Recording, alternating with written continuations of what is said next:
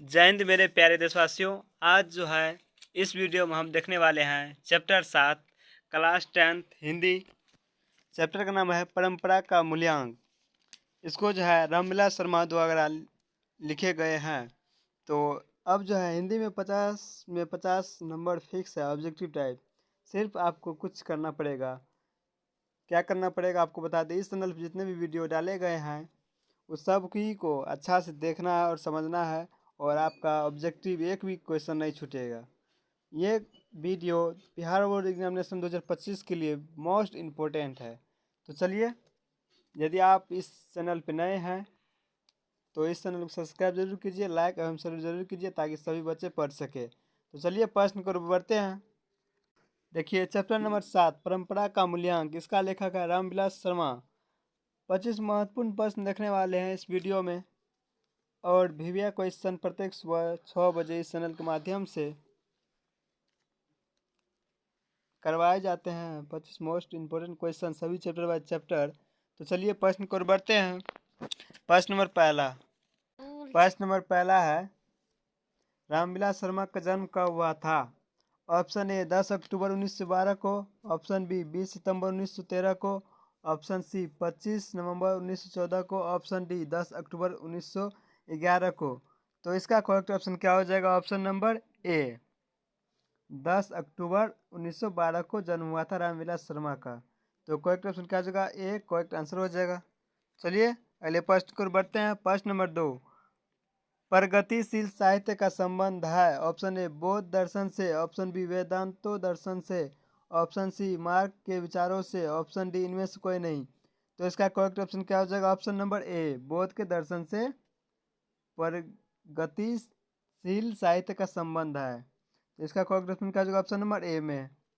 तो चलिए अगले प्रश्न को बढ़ते हैं। प्रश्न नंबर 3, जारशाही डैश में थी dash Soviet Russia, option B France, option C Nepal, option D China. तो इसका करेक्ट ऑप्शन क्या हो जाएगा? ऑप्शन नंबर ए सोवियत रूस। जारशाही कहाँ थी? सोवियत रूस में। तो करेक्ट ऑप्शन क्या हो जाएगा? ऑप्शन नंबर ए। चलिए अगले प्रश्न को बढ़ते हैं। प्रश्न नंबर 4, साहित्य के निर्माण में प्रतिभाशील मनुष्य की डैश भूमिका है। ऑप्शन ए नगण्य, ऑप्शन बी निर्णायक, ऑप्शन सी नकारात्मक, ऑप्शन डी इनमें से कोई नहीं। तो इसका करेक्ट ऑप्शन क्या हो जाएगा? ऑप्शन नंबर बी निर्णायक। क्या हो जाएगा? Option number B correct answer हो जाएगा, निर्णायक। चलिए अगले प्रश्न को बढ़ते हैं। प्रश्न नंबर 5, रामविलास शर्मा को किस कृति के लिए साहित्य अकादमी पुरस्कार प्राप्त हुआ है?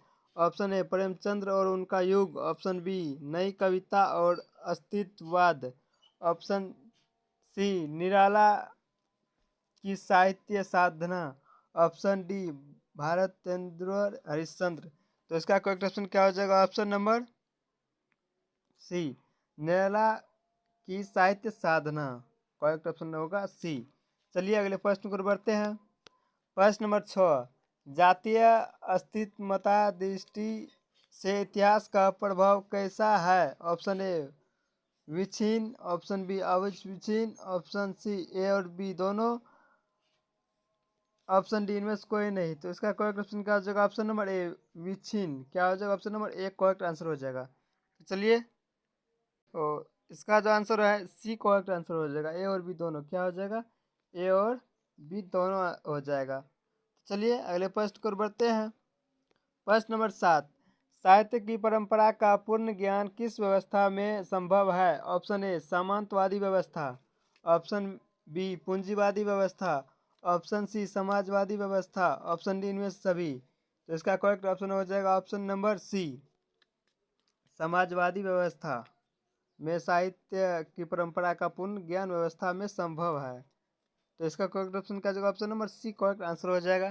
तो चलिए अगले प्रश्न को बढ़ते हैं। प्रश्न नंबर 8, परंपरा का मूल्यांकन किसकी कृति है? Option A Ramvilas Sharma, option B Ramdhari Singh Dinkar, option C Ashok Vajpeyi, option D Yatindra मिश्र।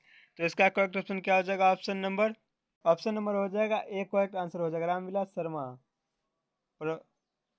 रामविलास शर्मा का कृति मूल्यांकन कृति क्या है? परंपरा। तो इसका करेक्ट ऑप्शन जो हो जाएगा ऑप्शन नंबर ए।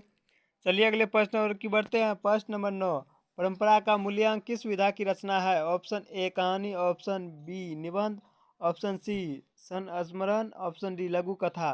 तो इसका करेक्ट ऑप्शन क्या हो जाएगा? ऑप्शन नंबर बी निबंध। परंपरा का मूल्यांकन जो है रामविलास शर्मा द्वारा क्या जो लिखा हुआ है वो क्या है? निबंध है। क्या है? एक प्रकार का निबंध। तो करेक्ट ऑप्शन क्या हो जाएगा? Option number B. चलिए अगले प्रश्न को बढ़ते हैं। प्रश्न नंबर 10, वायरन किस भाषा की कवि था?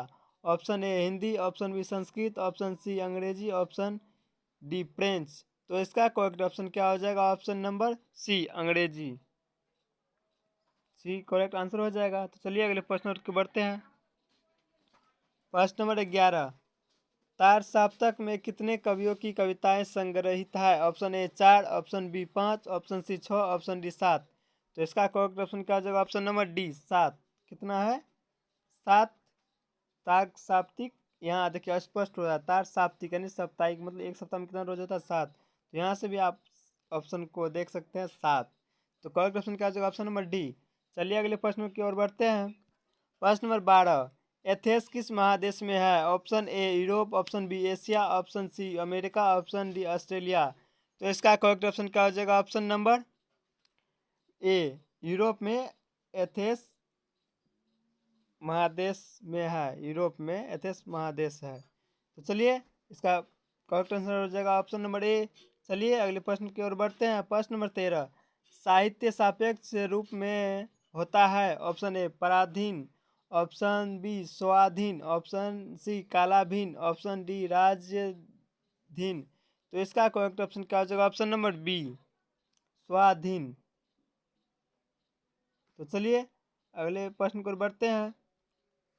तो चलिए अगले प्रश्न को बढ़ते हैं। प्रश्न नंबर 14, सभ्यता का हर स्तर क्या नहीं होता है? ऑप्शन ए धर्म युद्ध, ऑप्शन बी कर्म युद्ध, ऑप्शन डी वर्ग युद्ध, ऑप्शन डी द्वंद युद्ध। इसका करेक्ट ऑप्शन क्या हो जाएगा? ऑप्शन नंबर सी वर्ग युद्ध जो है सभ्यता का हर स्तर नहीं होता है। तो इसका करेक्ट ऑप्शन क्या हो जाएगा? Option number C. चलिए अगले प्रश्न को बढ़ते हैं। प्रश्न नंबर 15, साहित्य सापेक्ष रूप में क्या होता है? ऑप्शन ए पराधीन, ऑप्शन बी जड़, ऑप्शन सी परतंत्र, ऑप्शन डी स्वाधीन। तो इसका करेक्ट ऑप्शन क्या होगा? ऑप्शन नंबर डी स्वाधीन। तो चलिए अगले प्रश्न को बढ़ते हैं। यदि आप सभी इस चैनल पर नए हैं तो प्लीज़ इस चैनल को सब्सक्राइब जरूर कीजिए और अधिक से अधिक शेयर कीजिए ताकि सभी बच्चे तक पहुंच सके और अपना अच्छा अंक प्राप्त कर सके। तो प्रश्न नंबर 16 देखते हैं। अवांछित अंत का शाब्दिक अर्थ है? ऑप्शन ए खंडित, ऑप्शन बी अटूट, ऑप्शन सी प्रवाहित, ऑप्शन डी ठहराव। तो इसका करेक्ट ऑप्शन क्या हो जाएगा? ऑप्शन नंबर बी अटूट। बी करेक्ट आंसर हो जाएगा। तो चलिए अगले प्रश्न को बढ़ते हैं। प्रश्न नंबर 17, रामविलास शर्मा ने लखनऊ विश्वविद्यालय के किस विभाग में अध्यापन कार्य किया था? Option A Sanskrit, option B Hindi, option C इतिहास, ऑप्शन डी अंग्रेजी। तो इसका करेक्ट ऑप्शन क्या हो जाएगा? ऑप्शन नंबर डी अंग्रेजी में रामविलास शर्मा ने अध्यापक थे लखनऊ विश्वविद्यालय में। तो करेक्ट ऑप्शन क्या हो जाएगा? Option number D. चलिए अगले प्रश्न को बढ़ते हैं। प्रश्न नंबर 18, परंपरा का मूल्यांकन पाठ के रचना कार्य है? Option A Yatindra Mishra, option B Rabindranath Tagore, option C Ramvilas Sharma, option D Gunakar Mulye. तो इसका करेक्ट ऑप्शन क्या होगा? Option number C Ramvilas Sharma. तो करेक्ट ऑप्शन क्या होगा? Option number C. तो चलिए अगले प्रश्न और के बढ़ते हैं। और यदि आप सभी इस प्रश्न का यदि चैप्टर पढ़े होंगे तो यदि जानते होंगे तो कमेंट बॉक्स में ज़रूर बताइए। प्रश्न नंबर 19, रामविलास शर्मा ने बीए कब पास किया? ऑप्शन ए 1932 ईस्वी में, ऑप्शन बी 1934 ईस्वी में, ऑप्शन सी 1933 ईस्वी में, ऑप्शन डी 1931 ईस्वी में। तो इसका करेक्ट ऑप्शन क्या हो जाएगा? ऑप्शन नंबर ए 1932 ईस्वी में रामविलास शर्मा ने बीए पास किया था। क्या क्या था? बीए पास। तो इसका करेक्ट ऑप्शन क्या हो जाएगा? Option number A correct answer हो जाएगा। तो चलिए अगले प्रश्न की ओर बढ़ते हैं। प्रश्न नंबर 20, रामविलास शर्मा ने बीए किस विद्यालय से क्या? 1932 में जो है बीए किया था। कितना में? 1932 में। और बोल रहा है विश्वविद्यालय का नाम बताने के लिए। तो एक ऑप्शन ए है दिल्ली विश्वविद्यालय से, ऑप्शन बी लखनऊ विश्वविद्यालय से, ऑप्शन डी प्रयागराज विश्वविद्यालय से, ऑप्शन डी पटना विश्वविद्यालय से। तो इसका करेक्ट ऑप्शन क्या होगा? ऑप्शन नंबर बी लखनऊ विश्वविद्यालय से रामविलास शर्मा ने अपना बीए फाइनल किया था। तो चलिए तो इसका करेक्ट ऑप्शन क्या हो जाएगा? Option number B. तो चलिए अगले प्रश्न को बढ़ते हैं। प्रश्न नंबर 21, प्रेमचंद्र और उनका युग किनकी रचना है? ऑप्शन ए प्रेमचंद्र की, option B doctor Murli Manohar Joshi की, ऑप्शन सी दिनकर की, ऑप्शन डी रामविलास शर्मा की। तो इसका करेक्ट ऑप्शन क्या होगा? Option number D Ramvilas Sharma की। प्रेमचंद्र और उनका युग जो है रामविलास शर्मा की रचना है। तो करेक्ट ऑप्शन क्या होगा? Option number D. चलिए अगले प्रश्न को बढ़ते हैं। प्रश्न नंबर 22, लैटिन कवि कौन है? Option A Virgil, option B Byron, option C Shakespeare, option D Rainer Maria Rilke. तो इसका करेक्ट ऑप्शन क्या हो जाएगा? Option number A. क्या हो जाएगा? Option number A correct answer हो जाएगा, वार्जिल। चलिए अगले प्रश्न को बढ़ते हैं। प्रश्न नंबर 23, रामविलास शर्मा किस संस्थान के निर्देशक बने? ऑप्शन ए के S Hindi Sansthan, option B J S Hindi Sansthan, option सी हिंदी साहित्य अकादमी, ऑप्शन डी राष्ट्रभाषा परिसर। तो इसका करेक्ट ऑप्शन क्या हो जाएगा? Option number A. क्या हो जाएगा? ए के एस हिंदी संस्थान के जो था निर्देशक थे। तो ऑप्शन नंबर ए सही हो जाएगा। तो चलिए अगले प्रश्न को बढ़ते हैं। प्रश्न नंबर 24, अज्ञ ने तार स्थापक कब संपादित किया? ऑप्शन ए 1941 ईस्वी में, ऑप्शन बी 1943 ईस्वी में, ऑप्शन सी 1945 ईस्वी में, ऑप्शन डी 1947 ईस्वी में। तो इसका करेक्ट ऑप्शन क्या हो जाएगा? Option number B.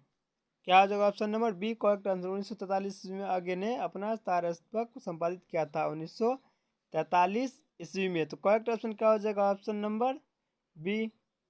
तो चलिए अगले प्रश्न की ओर बढ़ते हैं। प्रश्न नंबर 25, निराला की साहित्य साधना के रचनाकार है? Option A Ramdhari Singh Dinkar, option B Shiv Pujan Shah, option C Ashok Vajpeyi, option D Ramvilas Sharma. तो इसका करेक्ट ऑप्शन क्या हो जाएगा? ऑप्शन नंबर, इसका करेक्ट ऑप्शन हो जाएगा option number D, Ramvilas Sharma द्वारा निराला की साहित्य साधना की रचना कर लिखे गए थे। तो इसका करेक्ट ऑप्शन क्या हो जाएगा? Option number D. तो चलिए आज के लिए यहीं तक। तो यदि आप प्लीज़ आप इस चैनल पर नए हैं तो इस वीडियो को अधिक से अधिक छात्र तक पहुंचाएं। Thank you for my watching video. आप सभी यदि बेहतर तैयारी करना चाहते हैं, प्रत्येक सब्जेक्ट का ऑब्जेक्टिव आपके इस चैनल के माध्यम से अपलोड किए जाएंगे। तो आप सभी कंटिन्यू बने रहे इस चैनल पे सुबह 6 बजे। तो चैप्टर 7 क्लास 10th हिंदी परंपरा है, तो अगले रोज करवाएंगे चैप्टर 8। तो चलिए मिलते हैं अगले वीडियो में। तब तक के लिए जय हिंद, जय भारत। आप सभी को इतना ही कहेंगे कि इस चैनल को सब्सक्राइब और अधिक से अधिक शेयर कीजिए। जय हिंद, जय Bharat, Vande Mataram, best of luck.